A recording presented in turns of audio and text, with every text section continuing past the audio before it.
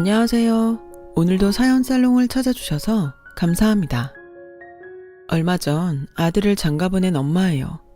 한때 아들의 가슴에 씻을 수 없는 상처를 입혔던 저에게는 이번 아들의 결혼식이 남다른 의미로 다가왔습니다.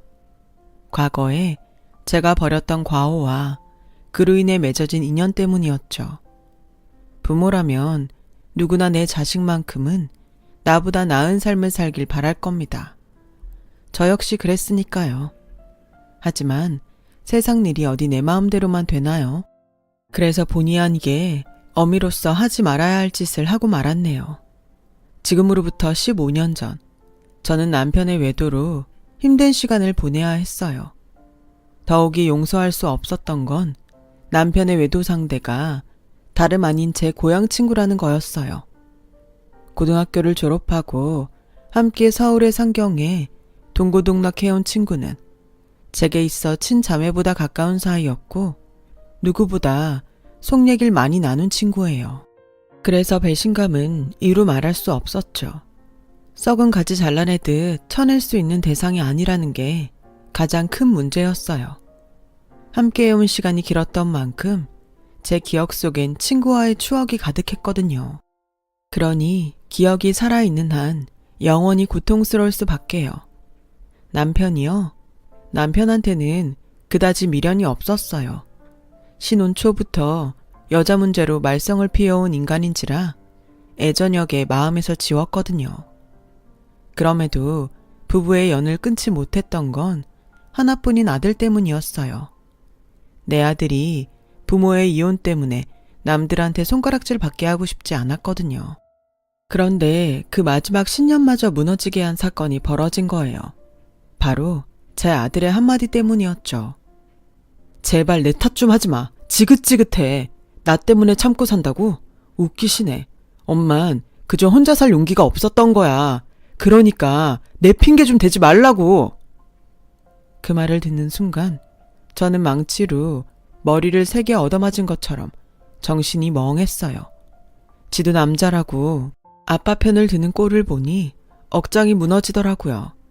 애비고 자식이고 꼴도 보기 싫었어요. 이 인간들과 더는 한 공간에 머물기 싫을 정도로요. 그래서 결심을 하게 된 거예요. 집을 나오기로요. 저리 싫으면 중이 나와야지 어쩌겠어요. 어디 나 없이 니들끼리 잘 살아봐라 하는 심정이었죠. 홧김에 짐을 싸들고 집을 나오긴 했는데 막상 나와보니 갈 곳이 없더라고요. 당연하죠. 지금껏 집안 살림만 하고 살아온 제가 갈 곳이 어딨겠어요. 제일 친한 동물하고 하나 있는 건 철천지 원수가 돼버린 마당에 말이에요. 그렇다고 친정으로도 갈 수 없었어요. 이날 이때까지 효도도 한번 못하고 그렇게 산 주제에 40줄에 들어 남편과 자식 버리고 집 나왔다는 말을 어떻게 해요. 앓느니 죽지. 막막한 심정에 정처 없이 길을 걸으며 한참을 울었어요. 살면서 남의 가슴에 못 박은 적도 없고 남보다 더 갖겠다고 악다구니를 써본 적도 없는데 왜 나한테 이런 시련이 닥친 건지 억장이 무너지더군요. 그렇게 몇 시간을 걸었나 몰라요. 날은 저물고 갈 곳 없는 발걸음은 제 가방보다 더 무거웠어요. 그래, 몸 내일 곳이나 찾자 했는데 맙소사, 여관비가 3만 원이나 하지 뭐예요? 그땐 제가 세상 물정도 모르던 때라 여관비 3만 원이 크게 느껴졌어요. 그래서 입술만 달싹이고 있었는데 여관 주인은 방 달라는 말도 않고 서 있는 제가 한심해 보였는지 한숨을 쉬며 손가락으로 길 건너 찜질방을 가리키더군요. 정 안 내키면 여기서 이러지 말고 길 건너 찜질방에나 가봐요. 거긴 7,000원이면 될 거요. 참, 3만 원도 손 떨려 못 쓰는 인사가 무슨 주변머니로 집은 나왔나 몰라? 비꼬는 듯한 여관 주인의 말투에 그동안 억누르고 살았던 분노가 순식간에 터져나왔어요. 아줌마가 뭘 한다고 그래요? 내가 집을 나오든 말든 아줌마가 무슨 상관이냐고요. 3만 원이요? 그깟 돈이라면 나도 있어요. 그러니까 함부로 말하지 마세요. 이젠 상전처럼 받들고 살 남편도 없고 내 등골 빼먹고 살 아들도 없으니까 그깟 돈 좀 쓴다고 무슨 대수겠어요? 나도 이젠 나한테 돈 써가며 살 거라고요. 그러니까 무시하지 말아요. 서슬퍼런 제 말에 여관 주인은 더 이상 아무 말도 하지 않았어요. 그리고는 안 됐다는 듯 쳐다보더라고요. 그 눈빛에 더 화가 났어요. 나를 동정하는 듯한 눈빛에 자존심이 상했거든요. 서글펐어요. 내가 뭘 잘못했다고 처음 본 사람한테 이런 동정을 받아야 하나 싶었거든요. 친구 부인이랑 바람난 남편놈이나 친구 남편이랑 노란한 친구년이나 그런데도 지 아빠 편을 드는 아들이나 다 꼴보기 싫었어요. 그런데 그보다 더 싫은 건 바로 저였죠. 이런 와중에도 돈 3만 원에 벌벌 떠는 제 자신 말이에요. 그래서 분풀이하듯 소리쳤어요. 여기 3만 원 있어요. 방 주세요. 씩씩거리며 지갑에서 10,000원짜리 3장을 꺼내 내밀었더니 아주머니가 애처로운 눈으로 저를 보더라고요. 그리고는 방 열쇠를 내주었어요. 그렇게 저는 싸구려 여관방에서 무려 열흘이나 보내게 되었어요. 그러던 어느 날이었죠. 여관 주인이 제 방으로 찾아왔더라고요. 무슨 사정이 있는지는 내 모르겠지만 어지간하면 집에 들어가요. 남편이랑 자식도 있을 텐데 언제까지 여관방에서 이러고 있을 거야. 나야 돈 벌고 좋지만 그래도 이건 아니지. 그러니 그만 집에 들어가요. 네? 이것도 인연이라고 그간 정이 든 여관 주인은 제 걱정을 해주었어요. 그 마음 때문인지 아니면 그동안 받아본 적 없는 위로 때문인지 저는 제 상황을 털어놓게 되었죠. 그러자 주인 여자는 자기 일처럼 광분하더니 며칠 뒤 제게 일자리를 알선해 주었어요. 그깟 논팽이 있고 자기 힘으로 벌어서 신나게 쓰고 살라고요. 여자는 자기 몸 건사할 돈만 있으면 혼자 사는 게 이득이야. 미쳤어? 바람난 남편에 싹퉁머리 없는 아들 뒤치다꺼리하며 살게. 일단은 먹고 잘 곳이 필요하니까 입주 가능한 곳으로 들어가는 게 좋을 거야. 그동안 살림만 하고 살았으니 남의 집 살림도 할 수 있을 거 아냐. 여관 주인 소개로 간 곳은 중소기업을 운영하는 사장님 집이었어요. 그곳에서 저는 입주 가정부로 일하게 되었는데 주인집 내외가 인품도 좋고 일도 힘들지 않아서 지낼만 하더라고요. 그 집에서 한 3년 정도 일했을까요? 어느 날 집으로 남편이 찾아왔더군요. 여보, 내가 죽을 죄를 지었어. 그러니 이제 그만 화 풀고 집에 갑시다. 내가 용서해달라는 말은 안 할게. 하지만 우리 영민이 생각은 해야지. 그게 요즘 통 마음을 못 잡고 살아. 흥신소를 통해 제가 있는 곳을 알게 된 남편은 울먹이며 제게 사과를 하더군요. 하지만 이미 마음에서 멀어진 남편의 사과는 그리 제 마음에 닿지 않았어요. 하지만 내 배로 나온 자식놈은 못내 사무치도록 그립더군요. 그래서 아들놈 근황을 물었더니 글쎄, 당신 나가고 마음을 못 잡더니 얼마 전엔 누구랑 싸웠나 얼굴이 엉망이 돼서 왔지 뭐야. 게다가 눈을 심하게 다쳐서 하마터면 실명할 뻔했다고. 그 말에 정신이 번쩍 들었어요. 그래서 그 길로 남편과 함께 집으로 달려가 3년 만에 아들을 만났어요. 그 사이 키는 삐쭉 커서는 제대로 먹지도 못했는지 피부는 거칠하고 삐쩍 골았더라고요.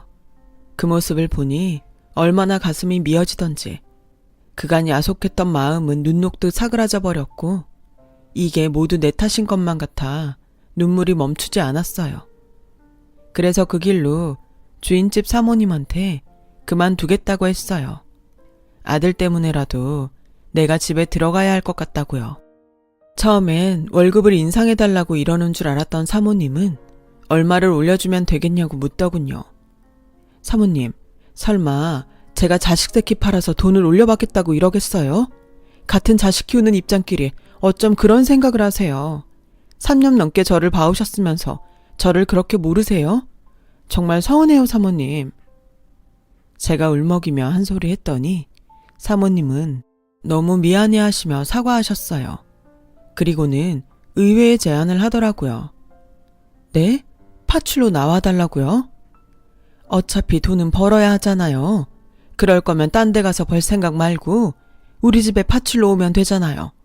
우리 유경이도 아주머니한테 정이 너무 많이 들었고 바깥 양반도 아주머니 음식이 입에 맞다고 좋아하거든요. 어때요? 생각 있어요? 따지고 보면 나쁜 조건은 아니었어요. 이렇다 할 기술도 없는 제가 어디서 그런 큰 돈을 벌 수 있겠어요. 그래서 하겠다고 했어요. 그렇게 저는 집에 돌아와 살면서 입주 가정부로 살던 집에 파출로 나가게 되었어요. 3년 만에 집에 들어간 저는 나 때문에 아들 녀석이 다친 것만 같아 아들을 볼 때마다 죄책감에 시달렸어요. 혹여 우리 애가 삐뚤어지기라도 한다면 그건 모두 내 탓이라고 생각했죠. 다행히 그 후로 아들은 예전의 모습으로 돌아가 착실히 학교 생활을 해 나갔어요. 그게 어찌나 고맙던지 몰라요. 그 후 아들은 그동안 떨어졌던 성적을 만회하느라 누구보다 열심히 공부를 했어요. 그리고 그 노력은 결코 헛되지 않았죠. 서울에 있는 사년대 대학에 장학금을 받고 들어갔거든요. 없는 살림에도 열심히 해준 아들이 자랑스러운 나머지 눈물이 다 나더군요. 아들 때문에 집으로 돌아오긴 했지만 남편과는 여전히 냉랭한 사이였어요. 물론 남편은 저와 잘 지내보려고 무진장 노력을 하긴 했지만 제가 완강히 거부하자 곧 제 풀에 꺾이더군요. 그러거나 말거나였죠. 이런 내막을 모르는 시집 식구들은 제가 남편 알기를 우습게 한다며 불만이 이만저만이 아니었어요. 특히 시어머니가요. 넌 뭐가 그렇게 잘나서 네 남편을 그렇게 쥐잡듯 잡고 사니? 니네 친정부모가 그러라고 가르치디? 아무리 보고 배운 게 없어도 그렇지 어디 시부모 앞에서까지 남편한테 그따위로 굴어. 네가 소박을 당해 봐야 정신을 차리겠니? 소박이요? 그러고 싶으시면 그러세요. 근데 어머님, 지금 저한테 가정교육 운운하실 때가 아닌 것 같은데요? 예전에 아버님이 동네 다방 레지랑 유원지 놀러갔을 때 어머님이 아버님께 어떻게 하셨어요? 똥바가지 퍼부었던 거 기억 안 나세요? 전요, 그보다 더한 상황을 당했지만 그래도 그런 짓은 안 했어요. 제가 가정교육을 잘 받아서 어머님 아들이 무사한 줄이나 아시라고요. 어디 붙어먹을 게 없어서 자기 아내 친구랑 그러고 다닌대요. 제가 그 일을 생각하면 저 인간 똥물에 튀겨 죽여도 시원찮아요. 되지도 않는 시어머니 노릇 하려다가 오히려 똥바가지를 뒤집어 쓴 격이 된 시어머니는 그 후로 제게 남편 문제로 타박은 하지 않았어요. 다른 문제로는 좀 했지만요. 하지만 전 그때마다 당신 아들 바람핀 얘기로 어머님 입을 틀어막곤 했어요. 결국 어머님은 당신 아들 잘못 탓에 돌아가시는 날까지 며느리 입을 가장 무서워하셨어요. 제 입장에선 이런 걸 전화위복이라고 해도 될런지 모르겠네요. 남편 또한 지은 죄가 있어서 제 앞에선 큰 소리 한번 못 내고 살았어요. 그렇게 과거와 싸워가는 사이 15년의 세월이 흘렀고 아들 녀석이 결혼하고 싶은 사람이 생겼다며 집으로 여자를 데려오겠다고 하더라고요. 평소에 내 며느리한테는 절대 시집살이 안 시키겠다 마음 먹었던 저는 약속 당일 아침부터 솜씨를 부려가며 음식 준비를 했어요. 다른 건 다 필요 없고 지들끼리 싸우지 않고 금슬 좋게 살면 그 이상 바랄 게 없겠다 생각하면서요. 하지만 며느리감 얼굴을 본 순간 생각이 달라지더라고요. 너 유경이 아니니? 글쎄, 아들 녀석이 데려온 여자가 바로 제가 입주 가정부로 일했던 사장님 댁 고명딸이지 뭐예요. 안 그래도 며느리한테 남의 집살이 한 걸 들킬까봐 노심초사했던 저는 완전 망연자실했지 뭡니까. 그래, 따로 아들을 불러 말했어요. 너 이 결혼 절대 안 된다. 내가 다른 거 안 바란다. 쟤 유경이만 아니면 돼. 쟨 절대 안 돼. 하고 많은 여자 중에 왜 하필 쟤니? 너 엄마가 며느리 앞에서 고개 숙이고 살길 바라는 거야? 그런 거 아니라면 당장 헤어져. 왜 대답 못해? 엄마 말 안 들을 거야? 엄마, 혹시 유경이네서 가정부 했던 것 때문에 그러는 거야?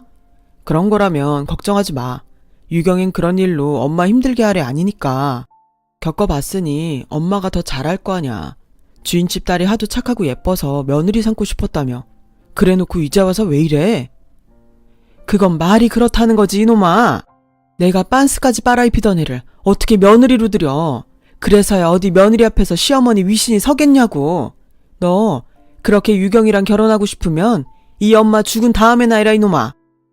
저는 버럭 화를 냈어요. 그 바람에 밖에서 이 소리를 들은 유경이가 베란다로 달려 나왔더라고요. 그리고는 제 손을 붙잡고는 제발 자기 좀 받아달라고 애원했어요. 그 모습이 어찌나 애처롭던지 마음이 짠하더라고요. 이 착하고 여린 것이 닭똥 같은 눈물을 뚝뚝 흘리며 사정하는데 어찌나 마음이 짠하고 안타깝던지 힘들더라고요. 하지만 제 입장에선 그런다고 순순히 받아줄 일이 아니었어요. 설사 제가 받아준다 쳐요. 사장님 댁에서 이혼사를 허락하겠어요? 어린 반푼도 없는 얘기죠. 내 아들 가슴에 대못이 박힐 게 불보듯 뻔한데 어떻게 허락을 해요? 유경이한테 미안하지만 일찌감치 제 손에서 끝내는 게 낫죠. 그래서 울고불고 하는 유경이를 끝내 집 밖으로 내몰았어요. 그날 밤 유경이를 집에 데려다주고 온 아들은 제게 많이 서운한지 퉁명스러운 표정으로 그러더군요. 꼭 그렇게까지 해야 했어요? 유경인 엄마가 자기 집에서 일했다고 함부로 할 사람 아니에요. 알고 있어. 내가 나 창피하다고 이러는 줄 아니? 너 때문이야 이거사. 네가 내 아들인 거 알면 그 집에서 이 결혼 하자고 하겠니? 내 자식 가슴에 대못 박힐 게 뻔한데 내가 어떻게 가만히 있어. 차라리 내가 반대해서 못하는 걸로 하는 게 낫지. 그러니까 고집 그만 피워. 네가 뭐래도 이 결혼 절대 안 되는 거니까. 더 이상은 너 상처받게 안 해. 지금도 너 놓고 혼자 집 나갔던 게 얼마나 가슴에 사무치는지 알아? 네 눈가에 난 그 상처를 볼 때마다 내가 가슴을 친다. 나 때문에 네가 그렇게 된 것 같아서. 다시는 너한테 그런 상처 주기 싫다. 하물며 남이 그러는 건 더 못 봐. 그제야 아들은 시무룩한 표정으로 말없이 자리를 떴어요. 그렇게 스스로 마음을 정리하나 보다 했는데 그게 아니었던 모양이에요. 안싸돈이 전화를 했더라고요. 만나서 얘기 좀 하자고요. 저는 애들 문제라면 그럴 거 없다고 말씀드렸어요. 이쪽에서도 반대하고 있으니 지들이 제 풀에 꺾여 조만간 그만두지 않겠냐고요. 그랬더니 재혁이 어머니, 저는 그 얘기를 하려고 만나 뵙자고 하는 게 아니에요. 자세한 얘기는 직접 만나서 드릴게요. 그렇게 해서 양가 내외는 서울 모처에서 만나게 되었어요. 남편이 어차피 결혼을 시킬 것도 아니라면 굳이 만날 이유가 있겠냐고 반대를 했지만 그래도 말은 들어봐야 할 것 같아서 남편을 데리고 약속 장소로 나갔어요. 그 집 일을 그만둔 지 7년이 넘었지만 소탈한 모습이 예전 그대로였어요. 안싸도는 저를 보자마자 달려와 두 손을 꼭 잡고는 그간 어떻게 지냈냐며 안부부터 물어왔어요. 그 덕분에 어색할 줄 알았던 분위기는 다행히 부드럽게 흘렀어요. 몇 마디 나누다 보니 오랜만에 만난 친구처럼 그렇게 편할 수가 없었어요. 전에 유경인에서 일을 할 때에도 안싸도는 부리는 사람 대하듯 하지 않고 마치 동네 언니처럼 친근하게 대해주었거든요. 그렇게 가벼운 일상 인사를 주고받으며 분위기는 부드럽게 흘렀어요. 그러다 본격적으로 오늘 이 자리를 마련한 이유가 나오기 시작하면서 분위기가 무거워졌어요. 시작은 바깥사돈이 열었어요. 오늘 이 자리를 마련한 건 다름이 아니라 정훈이 어머님께 감사 인사와 함께 사과를 드리기 위해서입니다. 아시는지 모르겠는데 15년 전 우리 유경이가 한동안 방문을 걸어 잠그고 방에서 안 나온 적이 있지 않았습니까? 이유를 물어도 대답도 않고요. 유경이를 통해서 며칠 전에야 그 이유를 듣고 얼마나 놀랐는지 모릅니다. 15년 전 제가 유경인에서 입주 가정부로 일한 지 반년쯤 된 때였어요. 유경이가 독서실을 간다고 나간 지 얼마 안 돼서 다시 집으로 돌아온 적이 있어요. 뭘 빠뜨리고 갔나 했는데 무슨 일이 있었는지 겉옷이 찢긴 채 속에 피가 묻어 있더라고요. 게다가 잔뜩 겁을 집어먹은 얼굴로 금방이라도 울음을 터뜨릴 것 같았죠. 무슨 일이 있었냐고 물어도 대답도 않고 그대로 방으로 들어가 문을 잠궜어요. 그리고 며칠 동안이나 방 안에 틀어박혀 밥도 안 먹고 바깥 출입도 하지 않았어요. 사장님 내외가 아무리 방문을 두드리고 그렇게 불러도 요지부동이었어요. 학교도 가지 않은 채 말이죠. 그런 유경이를 방에서 꺼낸 건 편지 한 통이었어요. 당시 유경이가 펜팔을 하던 친구가 보낸 편지였죠. 보내는 이름도 적히지 않은 편지 봉투에 장유경이라고만 적어보낸 편지였어요. 사장님 내외 몰래 유경이 방 앞에 가서 편지가 왔다고 했더니 잠시 뒤 방문을 빼꼼 열고는 편지만 가지고 가더군요. 그리곤 그날 밤 주방으로 내려와 제게 먹을 걸 달라고 했어요. 며칠을 굶은 터라 쌀밥보다는 죽이 좋을 것 같아서 야채를 다져 야채죽을 만들어 주었죠. 죽 한 그릇 다 먹은 유경이는 내일은 학교에 갈 테니 아침에 도시락을 싸달라고 하더라고요. 비록 제 딸은 아니지만 자식을 키우는 입장에서 그 말이 그렇게 반가울 수가 없더라고요. 그래서 다음날 도시락은 평소 유경이가 좋아하던 반찬으로 싸주었던 기억이 나요. 바깥사도는 이야기를 이어갔어요. 독서실에 가다가 불량배들을 만나 몹쓸 짓을 당할 뻔했다지 뭡니까? 그런데 마침 근처를 지나던 중학생이 유경이를 구해주었다더군요. 그게 바로 사부인 아들인 정훈입니다. 그 말을 듣는 순간 머리카락이 쭈뼛 서버렸지 뭐예요. 머릿속에 떠오르는 일이 있었거든요. 제 아들이 실명위기에 처할 정도로 다쳐서 돌아왔던 그 일이었죠. 그게 유경이를 구하려다 그랬다니 손이 부들부들 떨렸어요. 왜 안 그렇겠어요? 아무리 좋은 일을 하다 그런 거라지만 하마터면 내 자식이 눈이 멀 뻔했는데요.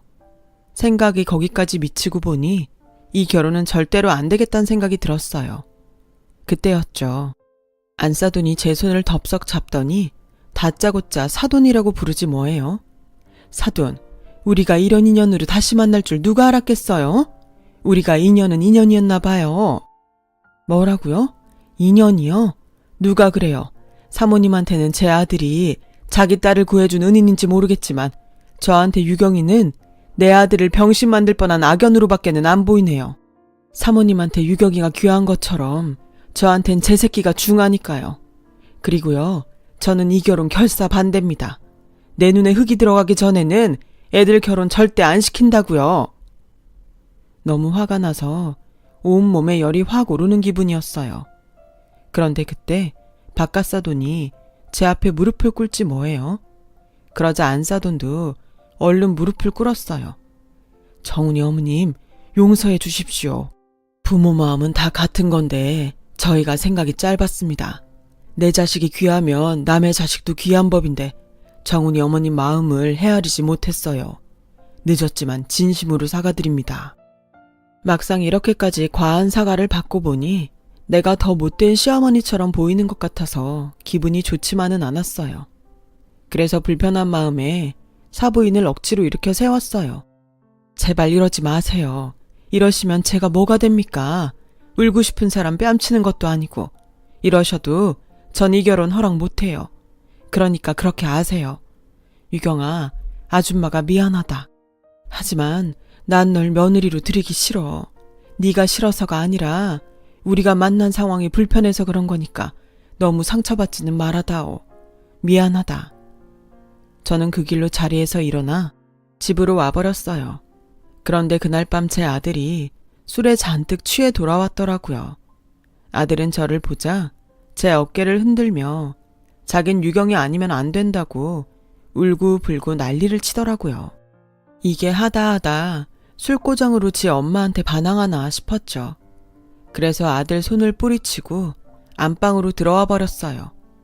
그렇게 며칠이 지났을까요? 옷 정리를 하다가 아들 옷도 치워줄까 싶어 아들 방에 들어갔는데 벽장 안쪽에 종이 상자가 하나 숨겨져 있더라고요. 뭔가 싶어 꺼내봤더니 편지들이었어요. 꽤 오래전에 받았던 편지들인지 겉봉투에 찍힌 우체국 직인이 다 날아가 희미하더라고요. 그런데 그때 제 눈에 확 들어온 이름이 있었어요. 보내는 사람 난에 적힌 이름이었죠. 장유경이라고 적혀 있었거든요. 그러면 안 되는 걸 알면서도 떨리는 손으로 수십 통이나 되는 편지를 다 읽어보았어요. 그리고는 바닥에 주저앉아 대성통곡을 하며 울었죠. 편지는 15년 전 유경이가 제 아들한테 보낸 편지였어요. 당시 아들을 버리고 집을 나왔다는 죄책감에 그 또래 애들을 보면 아들 생각에 하루 종일 기분이 우울하곤 했는데 그때마다 유경이한테 제 아들 얘기를 했었거든요. 그 얘기를 귀에 담아들었던 유경이는 저를 통해 들었던 제 아들 학교와 반을 기억해 편지를 보냈던 모양이에요. 편지 내용은 하나같이 아들을 그리워하는 제 마음이 옮겨져 있었어요. 제가 유경이 도시락을 싸며 우리 아들이 제일 좋아하는 반찬이라고 했던 것, 같이 장을 보러 마트에 갔다가 남학생 옷을 보고는 아들 생각에 한참을 그 앞에 머물러 있었던 일과 문득 떠오르는 아들 생각에 눈시울 붉히던 제 모습들이 마치 영화 속 한 장면들처럼 가득 담겨 있었어요. 그리고 가장 마지막 편지에는 유경이가 제 집으로 제 아들을 초대하는 글이 담겨 있더군요. 엄마한테 마음속으로만 미안해하지 말고 행동으로 보이라면서 집 주소를 적어 보냈더라고요. 그러니까 그날 아들이 그 동네를 찾은 건 유경이 때문이 아니라 나한테 사과하기 위해서였다는 거예요. 결국 내 아들을 위험에 빠뜨린 건 바로 저였어요. 유경이는 제 아들을 위험에 빠뜨리지 않았고 오히려 나와 아들을 화해시켜준 장본인이었던 거죠. 유경이가 아니었다면 제 아들은 제 마음을 알지 못했을 거고 그랬다면 지금까지도 자길 버린 엄마를 미워하며 살았겠죠. 아들이 공부를 열심히 하게 된 것도 유경이랑 같은 대학에 들어가기 위해서 그랬던 거였어요. 이 사실을 안 이상 그냥 넘어갈 수는 없었어요. 그래서 유경이를 불렀죠. 그리곤 오래전 일에 대한 감사와 함께 최근에 제가 가슴 아프게 했던 것들에 대해 사과를 했어요. 이렇게 예쁜 마음을 가진 아이를 몰라본 멍청한 아줌마를 용서해달라고 말이죠. 유경이는 그런 말씀 마시라며 오히려 제 눈물을 닦아주더라고요. 그렇게 우리는 15년에 걸쳐 맺어진 인연으로 고부 사이가 되었어요. 그리고 지금은 세상에서 가장 사이가 좋은 고부를 살고 있답니다. 친구와 남편 때문에 세상의 배신감도 느끼고 그렇게 어느 정도 살아내다 보니 알 만큼은 안다고 생각했는데 사람 인연이라는 것이 이렇게 사람을 치유하고 반성하게 만들 줄은 몰랐습니다. 우리 아들과 며느리한테 항상 고맙고 미안한 마음으로 살아가고 있어요. 여러분의 가정에도 건강과 복이 가득하길 바라며 좋은 인연들과 행복한 가정 이루시길 바랍니다. 제 사연을 마치겠습니다. 여러분, 사연 댓글에 응원과 현명한 조언 부탁드려요. 좋아요와 구독은 저에게 큰 힘이 됩니다. 오늘도 좋은 일 가득하세요.